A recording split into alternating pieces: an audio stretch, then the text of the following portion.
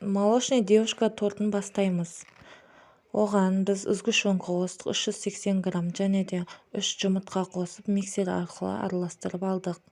200 грамм ұн, 1 ас қасық разрыхитель қостық.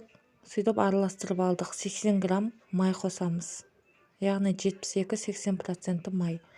Сосын асел пешімізді 180-170 градуста қыздырып алып, тапамызға 2-3 үлкен қасықпен салып алдық.